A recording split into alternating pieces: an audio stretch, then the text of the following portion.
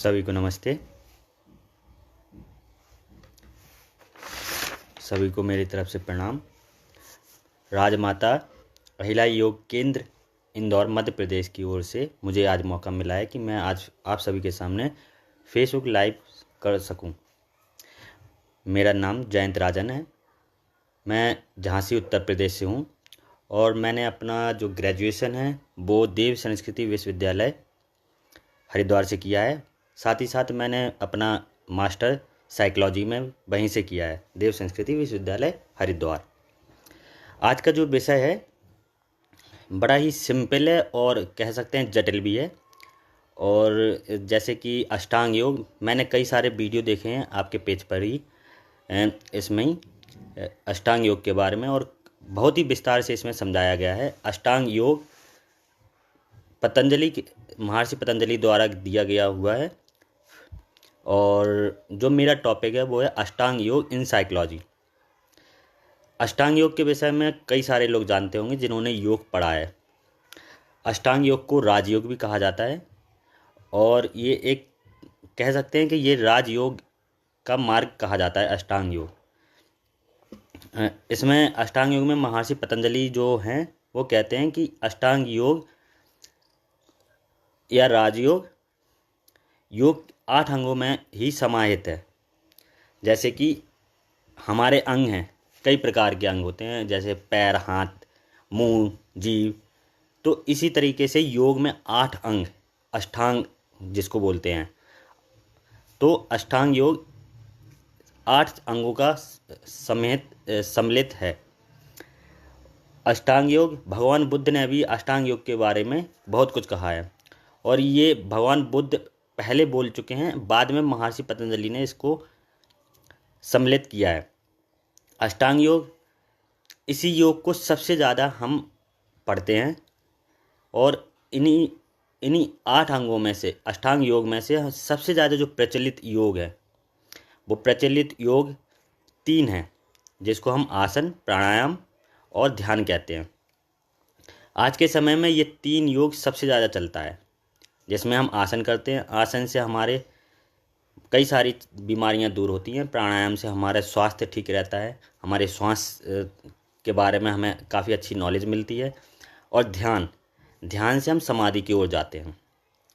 अष्टांग योग 8, इनका अगर एक सूत्र में बोला जाए तो यम, नियम, आसन, प्राणायाम, प्रत्याहार, ध्यान, समाधि, धारणा, ध्यान, समाधि, ये 8 है। पतंजलि में 2.29वां श्लोक है। इसमें अगर बड़े सिंपल तरीके से इसको समझा जाए, सीखा जाए, तो राजयोग को अष्टांग योग भी कहते हैं, क्योंकि इसे 8 चरणों में संगठित किया गया है। जैसे कि नियम, पहला है अष्टांग योग में, पहला है यम जिसमें हम आत्मनियंत्रण कर सकते हैं, सेल्फ कंट्रोल। नियम, अनुशासन, डिसिप्लिन। प्राणायाम, जिसमें हम शारीरिक दृढ़ता बनाते हैं, श्वास प्रश्वास से हम अपने आप को कंट्रोल कर सकते हैं। प्रत्याहार का मतलब है कि हम जो बाहरी चीज़ है, फिजिकल चीज़ें हैं, जो भौतिक चीज़ें हैं, उनसे अपने आप को कैसे कंट्रोल कर सकते हैं। धारणा, जिसमें कि कंसंट्रेशन आता है, एकाग्रता। ध्यान, मन को ईश्वर में लगाना। समाधि, पूर्ण, जो हमारा सर्वस्व है, पूर्णतः हम ईश्वर में लगा देते हैं, ईश्वर अनुभूति होने लगती है। तो जो राजयोग है, राजयोग को 8 चरणों में के आंतरिक शक्ति स्पष्टता, शांति स्पष्टता, आत्मसंयम और ईश्वर अनुभूति के लिए अनुदेश स्वयं शिक्षा प्रदान करते हैं। ये हो गया अष्टांग के बारे में, अष्टांग योग के बारे में। आगे हम और चर्चा करेंगे। इससे पहले कि हम अपना दूसरा विषय जो है इसमें है साइकोलॉजी। कई लोगों ने सुना होगा साइकोलॉजी मतलब साइको। कई लोग इसको बोलते हैं कि मैंने जब ये सब्जेक्ट पढ़ा था तो मैं भी ये सोचता था कि पागलों का डॉक्टर, साइकोलॉजिस्ट जो होते हैं उनको पागलों का डॉक्टर वो बोला जाता है, या साइकाट्रिस्ट, जो हमारे ऊपर होते हैं, जिन्होंने कई साल पढ़ाई करने के बाद साइकाट्रिस्ट की उपाधि हासिल की होती है। मनोविज्ञान, साइकोलॉजी, ये शब्द जो है साइकोलॉजी, ये अंग्रेजी के दो शब्दों से मिलके बना है। साइको जिसका अर्थ होता है आत्म, सेल्फ या माइंड। लोगोस जिसका अर्थ होता है अध्ययन करना। तो इसका अगर इसकी सिंपल डेफिनेशन देखें साइकोलॉजी की, to study the psychology is the scientific study of behaviour and mental process. मतलब कि आत्म का अध्ययन करना ही मनोविज्ञान है। बड़े सिंपल शब्दों में, बड़े सरल तरीके से इसको समझा जा सकता है। अब जो इसमें साइकोलॉजी को जिसने उभारा है, जिसने इसको पूरी दुनिया में फैलाया है, उनका नाम है सिगमंड फ्रॉइड। सिगमंड फ्रॉइड जिनको फादर ऑफ साइकोलॉजी बोला जाता है, या इनको फादर ऑफ पर्सनैलिटी साइकोलॉजी कहा जाता है। साथ ही साथ जिनने इसका लैब में इसका प्रयोग किया, लैब बनाए, कई सारे लोगों तक साइकोलॉजी का ज्ञान पहुंचाया, उनको फादर ऑफ साइकोलॉजी कहा जाता है। फादर ऑफ साइकोलॉजी जो कि आज के समय में जिसको मॉडर्न साइकोलॉजी कहते हैं। तो मॉडर्न साइकोलॉजी के जो जनक हैं, जो पिता उनको कहा जाता है, उनको कहते हैं विलियम वुंट।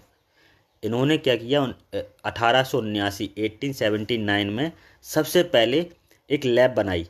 उस लैब के जरिए जन जन तक साइकोलॉजी का ज्ञान पहुंचाया। अगर इसकी परिभाषा देखें बड़े सिंपल तरीके से, एक साइकोलॉजिस्ट हुए हैं वर्ड्सवर्थ। इन्होंने बोला है कि व्यक्तियों के आपसी व्यवहार एवं उनके संबंधों का अध्ययन मनोविज्ञान है। साथ ही साथ इसकी सिंपल डेफिनेशन है, to study mind and behaviour of a person is known as psychology. अब साइकोलॉजी के अंतर्गत बहुत से सब्जेक्ट आते हैं, बहुत से विषय आते हैं। जैसे योग में आता है पतंजलि योग सूत्र आता है, योग दर्शन आता है, मानव चेतना आता है।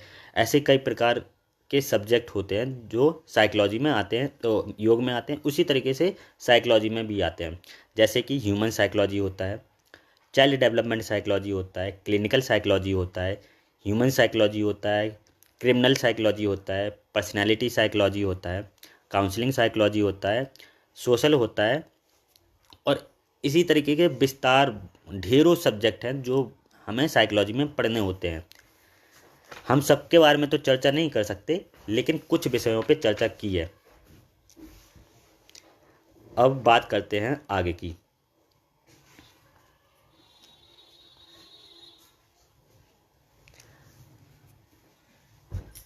आगे की बात करते हैं अष्टांग योग इन साइकोलॉजी।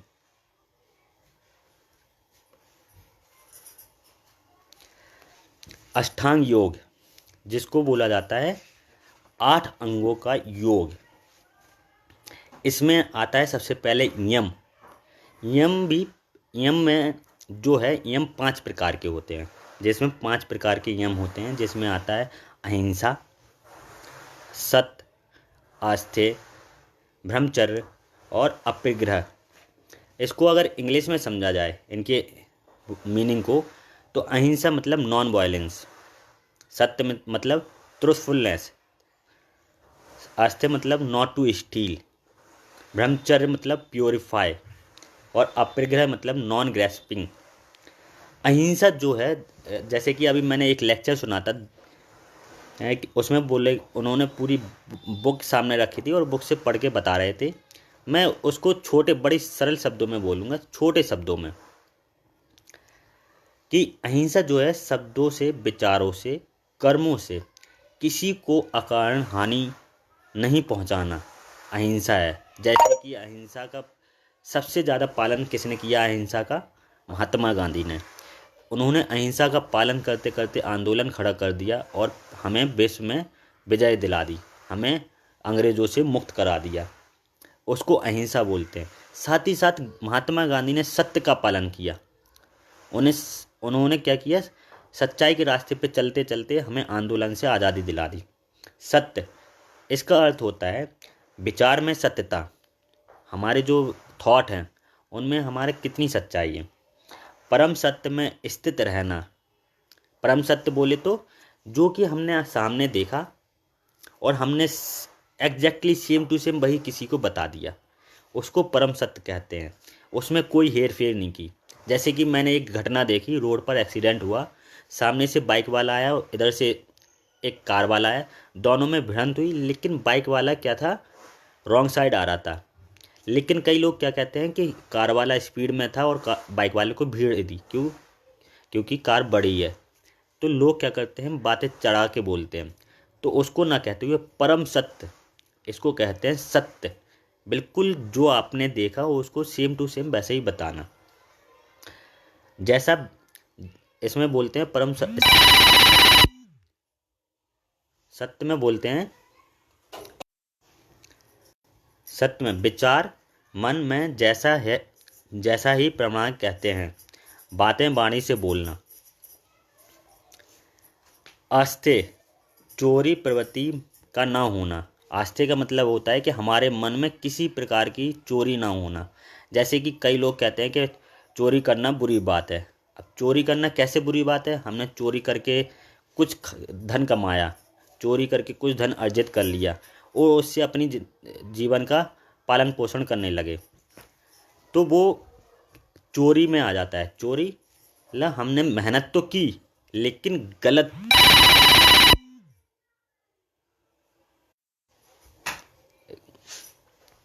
तो ले आओ।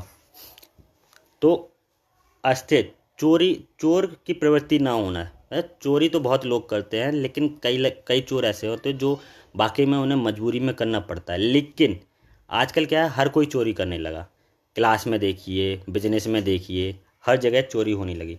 ब्रह्मचर्य, ये दो अर्थ हैं इसमें ब्रह्मचर्य में। एक तो है कि चेतना को भ्रम के ज्ञान के स्थिर करना, जो हमारी चेतना है उसको भ्रम ज्ञान में स्थिर करना। दूसरा, सभी इंद्रियों को जनित सुखों में संयम बरतना।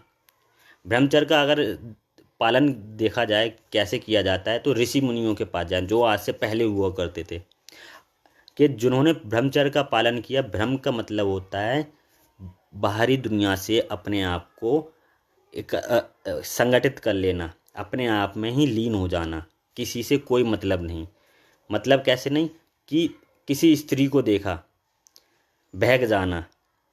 जैसे कि कहा जाता है कि ब्रह्मचर्य का मतलब होता है कि अपने आप में इतने दृढ़ हो जाना कि किसी से कोई मतलब नहीं, अपनी सारी इंद्रियों को अपने बस में लाना, ब्रह्मचर्य।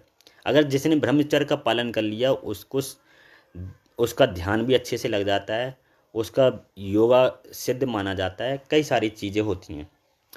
आता है फिर अपरिग्रह, आवश्यकता से अधिक संयम नहीं करना और दूसरों की वस्तुओं की इच्छा नहीं करना।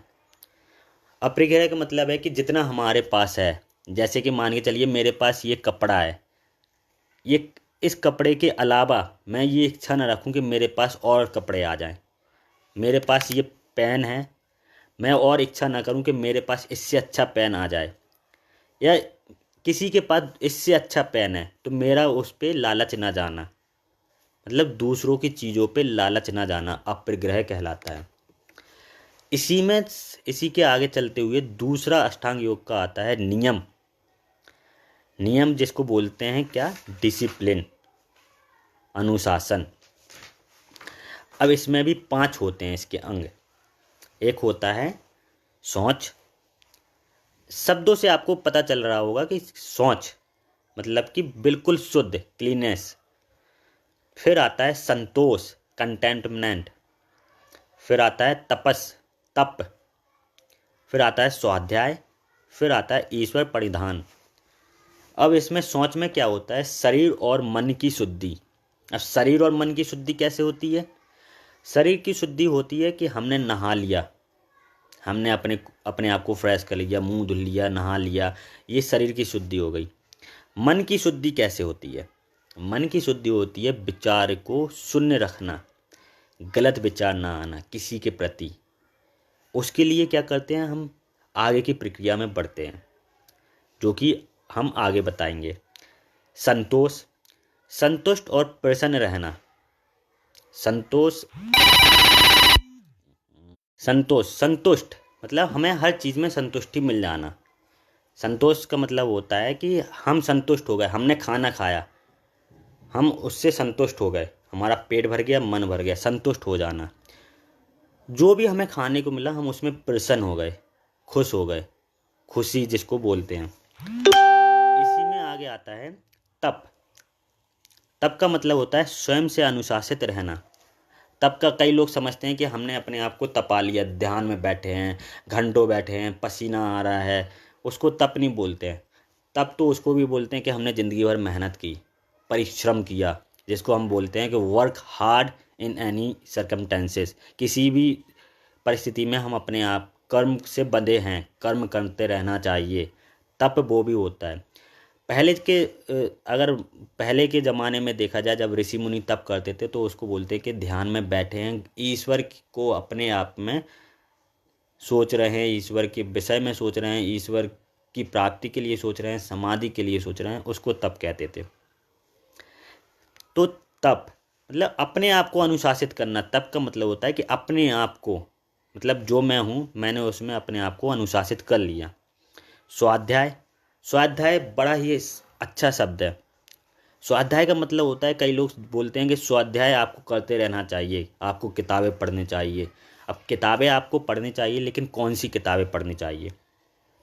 स्वाध्याय में आता है कि आपको किताब पढ़नी चाहिए कैसी? जो आपको प्रेरणा दे, जो आपको मोटिवेट करे, आपको सही रास्ते पे ले जाए।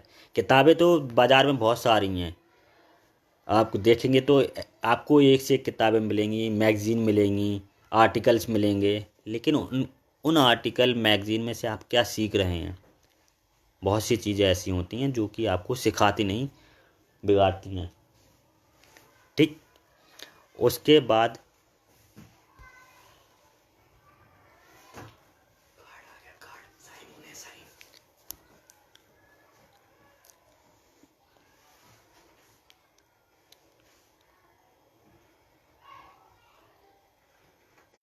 फिर आता है स्वाध्याय। स्वाध्याय में क्या कि हमने किताबें पढ़ी। स्वाध्याय मतलब किस, आप कुछ भी पढ़िए, कोई एक वाक्य भी पढ़ते हैं तो वो स्वाध्याय में आ जाता है।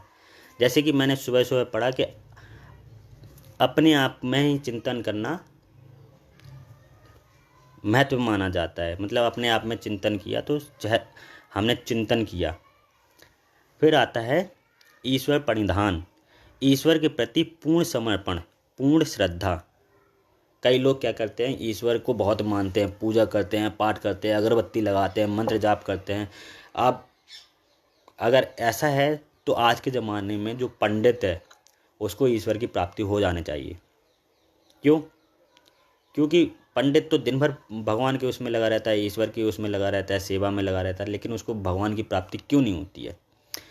ईश्वर की प्राप्ति इसलिए नहीं होती है, ईश्वर की प्राप्ति होने का अर्थ है कि आप ईश्वर के प्रति कार्य कर रहे हैं, उसके अलावा कुछ गलत नहीं सोच रहे हैं, कोई भौतिक चीज़ों के विषय में नहीं सोच रहे हैं, और सोच भी रहे हैं तो किसी का इसमें बुरा नहीं है हो रहा, किसी का कोई नुकसान नहीं हो रहा है, आप किसी के लिए अच्छा सोचते हैं, तो ये ईश्वर प्राप्ति के लिए कार्य हो। जैसे कि आपने कई सारे सीरियल देखोगे, कई जगह पे पढ़ा होगा, गीता में पढ़ा होगा, रामायण में पढ़ा होगा, किसी भी ग्रंथ में पढ़ा होगा, ईश्वर की प्राप्ति कैसे होती है? ईश्वर की प्राप्ति होती है जब आप किसी को अच्छे मन से, सच्चे मन से कुछ समर्पित करते हैं, तो हमें ईश्वर की प्राप्ति होती है। इसी में आते हैं, आगे बढ़ते हैं। आसन, जो तीसरा अंग बोला है अष्टांग योग का। अष्टांग योग का तीसरा अंग है आसन। आसन का अर्थ है ईश्वर स्थिर सुखम आसनम, मतलब कि स्थिर होकर जो स्थिर होकर बैठ गया और जिसमें हमें सुख की अनुभूति हुई उसको बोलते हैं स्थिर सुखम आसनम। मतलब एक जगह पे आप बैठे हो और उस जगह पे आपको सुख की प्राप्ति हो रही है।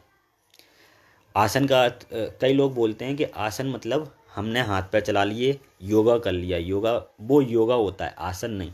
आसन होता है आप किसी स्थान पे बैठना। आसन मतलब आपका बिछोना। आसन जहाँ पे आप बैठते हैं उसको आसन कहते हैं। कई जैसे कि आजकल मॉडर्न उसमें बोला जाए तो बोलते हैं चेयर। चेयर पे आप बैठे तो वो आपका आसन हो गया। पहले क्या होता था कि चटाई होती थी, चटाई पे बैठ जाते थे, आसन। वो आसन होता है। उस आसन पे बैठना आसन कहलाता है। उस आसन पे बैठने पे आपको अगर सुख की प्राप्ति होती है तो आसन है। आसन सारे के दृढ़ता मतलब फिजिकल स्टेबिलिटी आती है आसन करने से। जैसे कि मैं बैठा हूँ और मैं बैठे बैठे हिल रहा हूँ, तो इसमें मुझे सुख तो नहीं मिल रहा, लेकिन हाँ मेरा माइंड डिस्ट्रैक्ट हो रहा है, मेरा दिमाग एक जगह से दूसरी जगह जा रहा है। अगर आप बैठे हैं एक जगह पे और ध्यान लगाए हैं, इसको बोलते हैं दृढ़ता। एक जगह पे बैठ के जो आप दृढ़ हो गए तो आपको दृढ़ता हो गई, आसन उसको बोलते हैं। इसी में अगला भाग आता है प्राणायाम। प्राणायाम कैसे? शरीर और श्वास पर नियंत्रण करने की प्रक्रिया में राजयोगी मन पर नियंत्रण भी कर लेता है। जब आप श्वास पर और शरीर पे कंट्रोल कर लेते हैं तो आपका क्या होता है, मन पे कंट्रोल हो जाता है। अब कैसे? अब कई लोग बोलेंगे कि श्वास और शरीर इन पे कैसे कंट्रोल ला सकते हैं। जब आप बैठे आपने श्वास लेना शुरू किया, जब आप श्वास लेते हैं तो आपका पूरा ध्यान आपकी श्वास पे चला जाता है। रोकते हैं फिर छोड़ देते हैं, तो मतलब श्वास के लेने की प्रक्रिया से छोड़ने तक की प्रक्रिया में आपका जो ध्यान है वो श्वास पर लगा है। तो जब आप श्वास पे ध्यान लगाते हैं तो आपका पूरा मन आपके कंट्रोल में आ जाता है।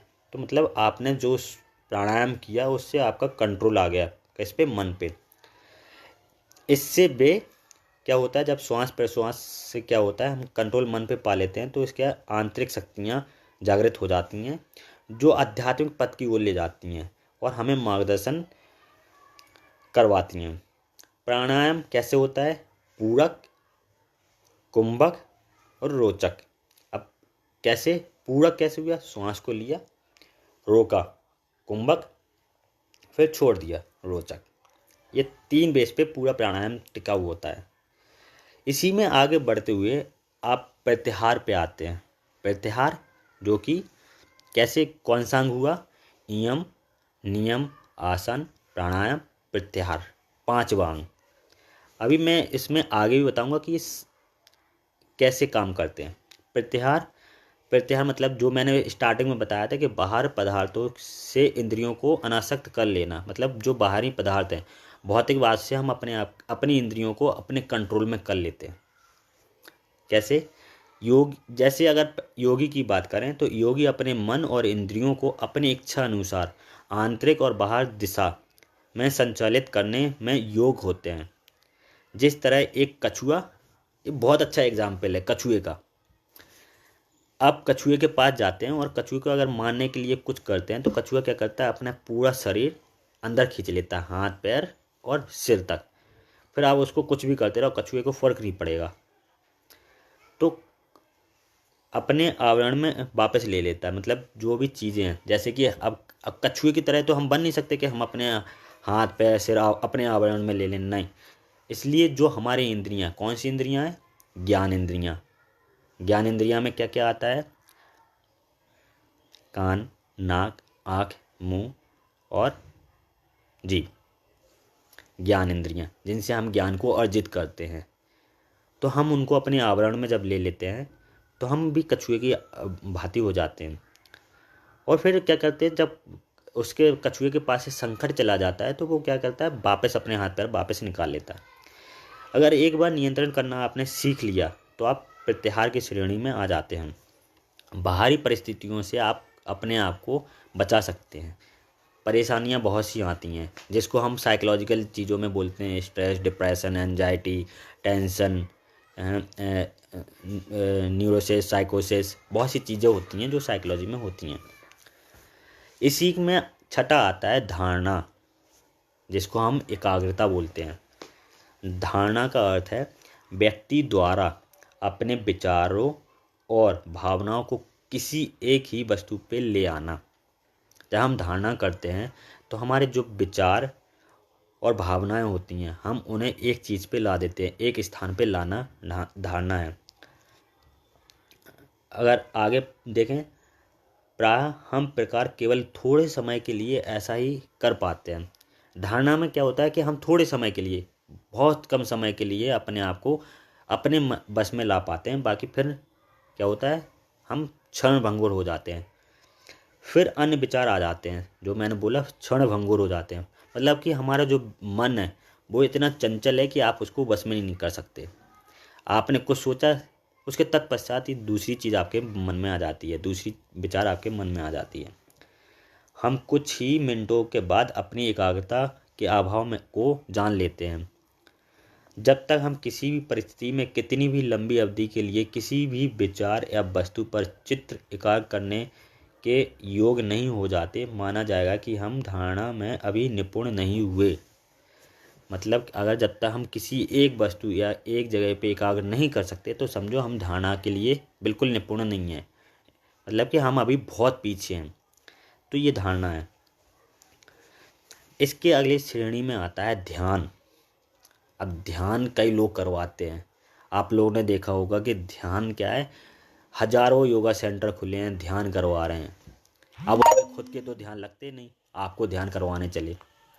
अगर देखा जाए तो मैं अगर अपनी बात बोलूं तो मेरा खुद का ध्यान नहीं लगता। ध्यान बहुत अव्वल दर्जे की चीज़ मानी जाती है। ध्यान अगर जिसका लग गया तो वो बुद्ध बन गया। ध्यान बुद्ध ने क्या किया, गौतम बुद्ध ने लंबे समय तक एक जगह पे ध्यान लगाया, वृक्ष के नीचे बैठे रहे, लंबी अवधि में बैठे बैठे उन्हें बुद्ध की प्राप्ति उपाधि मिल गई। उन्होंने कई वर्ष बिता दिए ध्यान करते करते। भगवान जैन को जानते हैं, जैनिज्म जहाँ से आया, उन्होंने क्या किया, उन्होंने अपने ऊपर प्राप्ति पा ली। उनको जैनेंद्र भी बोला जाता है, जिसने अपने ऊपर जय पा ली हो।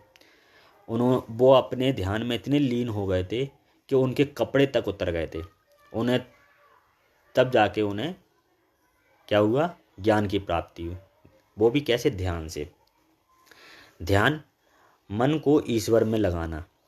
सभी ध्यान विधियाँ सच्चे ध्यान के लिए प्राथमिक व्यायाम हैं, जो कि हमने ऊपर से अभी तक पढ़ते आ रहे हैं। यम, नियम, आसन, प्राणायाम, प्रत्याहार, धारणा, ये सब क्या है, एक एक करके हमें ध्यान की ओर लाती हैं। अगर हम यम, नियम, आसन, प्राणायाम, प्रत्याहार, धारणा, इन चीज़ों में निपुण हो जाते हैं तो हमारा क्या ध्यान लगने लगता है। व्यक्ति ध्यान करना सीख नहीं सकता, ठीक उस तरह जैसे हम निद्रा लेना नहीं सीख सकते। निद्रा घटित होती है जब हमारा शरीर तनावहीन और शांत होता है। जब हमें नींद आती है तो आपने देखा होगा, नींद कब नहीं आती, जब कोई व्यक्ति बहुत ज़्यादा चिंतित हो किसी चीज़ को लेके, तो हमें नींद नहीं आ सकती। चिंता क्या क्या काम करता है, चिंता चिता का काम करता है। तो चिंता नहीं, अगर जो व्यक्ति बिल्कुल शून्य होगा, जिसके दिमाग में मन में कोई विचार नहीं होगा, तो उसे नींद अच्छी आएगी। ध्यान तब होता है जब मन शांत होता है। ध्यान में कोई कल्पना नहीं होती, क्योंकि कल्पना बुद्धि से उठती है। मतलब कि जब हमारा मन शून्य होगा, बुद्धि शांत होगी, बुद्धि में कोई विचार नहीं होंगे, तो हमारा क्या है, ध्यान स्वतः लग जाता है। भगवान महावीर जैन जो हुए, उनका एक किस्सा सुनाते हैं कि उनका ध्यान नहीं लग रहा था। क्यों नहीं लग रहा था? उन्होंने अपने पिछले जन्म में कोई पाप किया था। वो कर्म के चक्कर में, उनका जो कर्म था वो उनको ध्यान की ओर नहीं ले जा रहा था। तो क्या हुआ कि भगवान महावीर जैन जो थे, एक पेड़ के नीचे बैठ के ध्यान कर रहे थे। तो वहाँ पे क्या हुआ, एक आया किसान आया और अपने बैलों को लेके, और भगवान से कह के गया, महावीर जैन से, कि आप मेरे बैलों का ध्यान रखना, मैं आता हूँ। लेकिन वो अपने ध्यान में मगन थे, और उनके जो किसान था उसके बैल जाने कहाँ चले गए। अब वो लौट के आया तो उसने देखा मेरे बैल नहीं है यहाँ वहाँ, सब जगह देखा, लेकिन उसको कुछ नहीं मिला। तो उसने भगवान महावीर जैन से पूछा, तो उन्होंने कोई उत्तर नहीं दिया। तो उसने क्या किया कि उसने बोला सुनाई नहीं देता क्या, उसने उल्टा सीधा बोला, और भाला या जो भी उसके हाथ में था उसने उनके कान में दे मारा। जैसे उनके कान में वो चीज़ पड़ी, वैसे उनका ध्यान लग गया और वो महावीर जैन बन गए। तो ये ध्यान का ये मतलब होता है कि हमने अपने विचारों को शून्य कर लिया, बाहरी चीज़ों से कोई हमें मतलब नहीं। इसी में आता है लास्ट, सबसे आखिरी, समाधि। समाधि जिसके लिए हम यम से लेके अभी तक चलते आ रहे थे। समाधि मतलब इसमें क्या होता है, हम पूर्णता ईश्वर की अनुभूति होने लगती है। समाधि वह अवस्था है जहाँ ज्ञाता, ज्ञान और ज्ञेय एक हो जाते हैं। मतलब जो ज्ञाता है, जो ज्ञान देता है और जो लेता है, वो सब एक हो जाते हैं।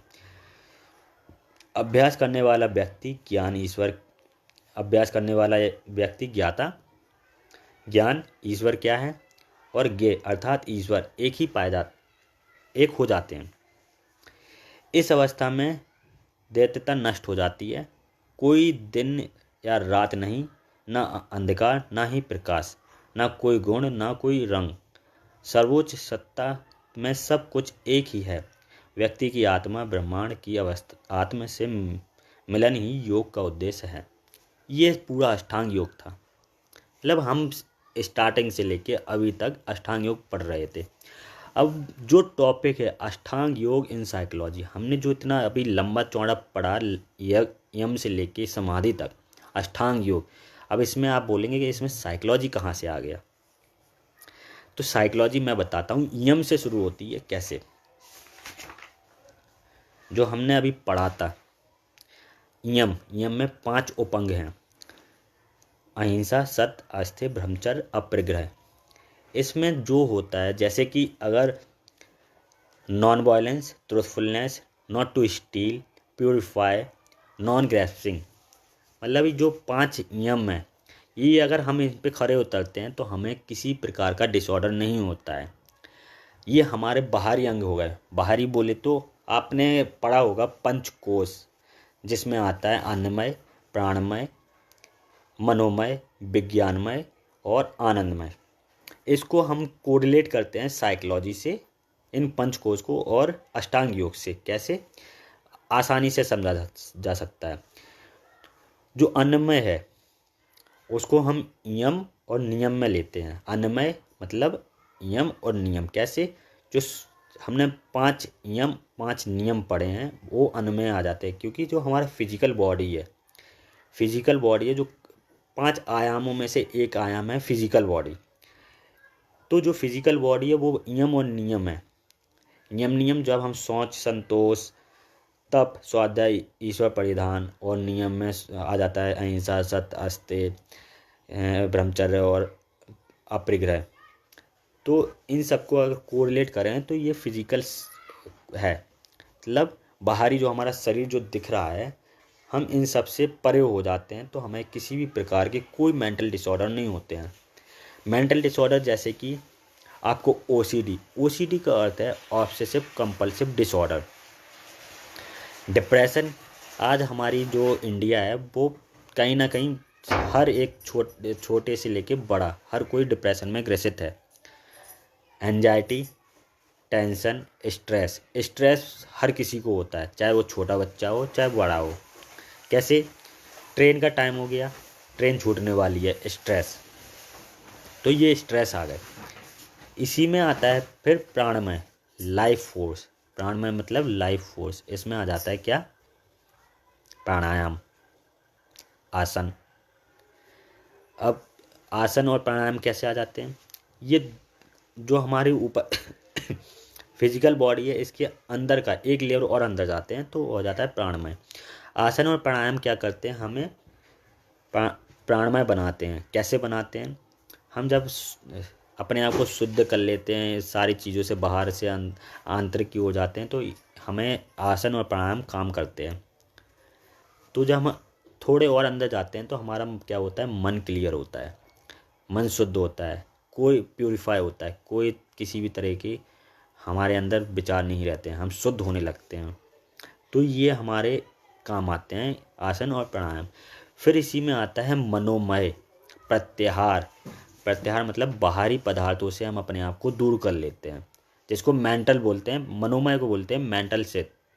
मतलब जो तीसरा चरण है वो है पंचकोश में मनोमय। तो प्रत्याहार क्या करता है? पूरा हमने प्रत्याहार समझाया था कि जो बाहरी पदार्थों से इंद्रियों को अनासक्त कर लेना। मतलब कि हमने बाहरी पदार्थों से अपने आप को दूर कर लिया, अनासक्त कर लिया। मतलब जो हमें बाहरी पदार्थ है उनसे कोई लेना देना नहीं है, कोई मतलब ही नहीं है। हम अपने मन को कंट्रोल कर लिया। मतलब हमारा मेंटल पार्ट है वो हमारा स्ट्रांग हो गया।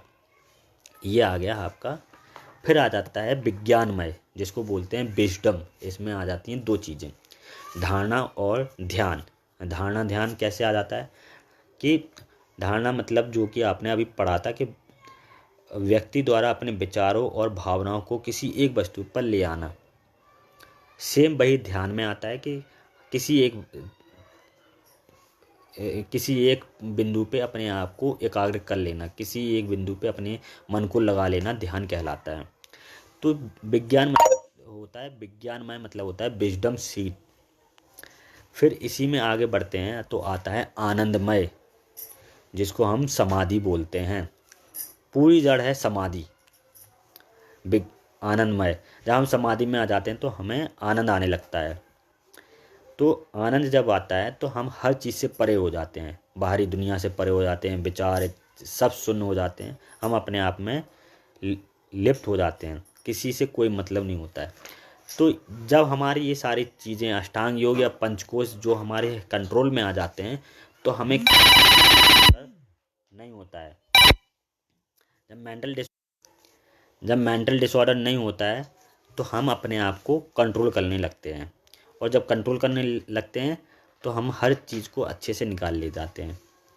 इसलिए जो आज का टॉपिक था अष्टांग योग, वो इसी प्रकार का था कि हम जो भी करते हैं, जितने भी 8 अंग हैं हमारे शरीर के, योग के, राजयोग के मार्ग पे जाने वाले 8 अंग, यम नियम आसन प्राणायाम प्रत्याहार ध्यान धारणा ध्यान समाधि, और इसी विषय में आ जाता है योग का ही पाठ है पंचकोश, जिसमें आ जाता है अन्नमय, प्राणमय, मनोमय, विज्ञानमय और आनंदमय। इसी में साइकोलॉजी में भी इसी के लिए हम पढ़ते हैं कि जो भी हमारे अंदर चल रहा है हम उसको क्या करते हैं, साइकोलॉजी में क्या करते हैं, जब भी आप किसी को भी कोई भी प्रॉब्लम होती है तो बड़े शहरों में साइकोलॉजिस्ट के पास जाते हैं। साइकोलॉजिस्ट क्या करता है, आपकी चीज़ों को, जो भी आपकी प्रॉब्लम है उसको डिस्ट्रैक्ट करते दूसरी चीज़ में लगा देखता है। साइकोलॉजिस्ट के पास जाएंगे तो आपके पास वो बैठेगा, आपसे 45 मिनट 40 मिनट बात करेगा, कुछ नहीं करता है, आपकी परेशानियां जो होती हैं उनको सुनता है, और उनको सुनने के बाद आपको ऐसा लगता है कि हाँ किसी ने मेरी बातें सुनी तो आपका मन हल्का होता है। जब मन हल्का होता है तो आपको लगता है कि हाँ मेरा कुछ फ़ायदा हुआ, लेकिन अगले कुछ दिनों बाद देखेंगे कि आपको वही सारी चीज़ें फिर से घेर लेती हैं। तो वो चीज़ें ना घेरें, इसलिए कई साइकोलॉजिस्ट बोलते हैं, साइकाट्रिस्ट बोलते हैं कि आप एक्सरसाइज करें, अपने आप को बिज़ी रखें, अपने माइंड को बिज़ी रखें, फिज़िकल वर्क करें, एक्सरसाइज करें, योग करें, मेडिटेशन करें, प्राणायाम करें। इसलिए हम रिकमेंड करते हैं योगा। योगा क्या है, हमें बाहरी चीज़ों से हमें क्या लड़ना सिखाता है कि कई सारी जो चीज़ें आती हैं, दिक्कतें आती हैं, वो हम सब उसको हैंडल कर पाएँ। इसलिए साइकोलॉजिस्ट आज की दुनिया में इतने हो गए। लेकिन आजकल भी क्या होता है कि लोग साइकोलॉजिस्ट के पास जाना पसंद नहीं करते। क्यों? उन्हें लगता है कि साइकोलॉजिस्ट होते हैं पागलों के डॉक्टर, मैं पागल थोड़ी ना हूँ, पागल नहीं हूँ इसलिए मैं नहीं जाऊँगा। और हम सब क्या हैं, कहीं ना कहीं साइकोलॉजिकल प्रॉब्लम से घिरे हुए हैं। किसी को भी देख लें, कोई भी हो, छोटा बच्चा हो चाहे बड़ा हो, हर कोई साइकोलॉजी से जुड़ा हुआ है। साइकोलॉजी अगर देखा जाए तो योग से निकला हुआ ही एक विषय है। योग बहुत विस्तार विषय है, इसका बहुत ही ज़्यादा विस्तार है, इसको कहीं ना कहीं लुप्त कर दिया जाता है, अब वापस आ गया है। और आजकल हर कोई योगी बना है, हर कोई योग करवाता है, लेकिन कई चीज़ें ऐसी होती हैं कि किसी को योग का मतलब भी नहीं होता है, पता होता है, चंद किताबें पढ़ने से योग कराने लगता है। वो होते हैं केवल योग करवाने वाले, उनको आप योगी नहीं मान सकते। आप उनको, कई होते हैं साइकोलॉजिस्ट, उनने कुछ सर्टिफिकेट कोर्स कर लिए, कुछ कर लिया, तो आप उनको साइकोलॉजिस्ट नहीं मान सकते। जिनके पास पूर्ण ज्ञान है, फुल नॉलेज है उस विषय की, आप उनके पास जाएं, उनसे अपनी दिक्कतें बताएं, तो वो आपको उसका समाधान देंगे। आज का जो मेरा टॉपिक था मैं उसको यहीं समाप्त करता हूँ। धन्यवाद।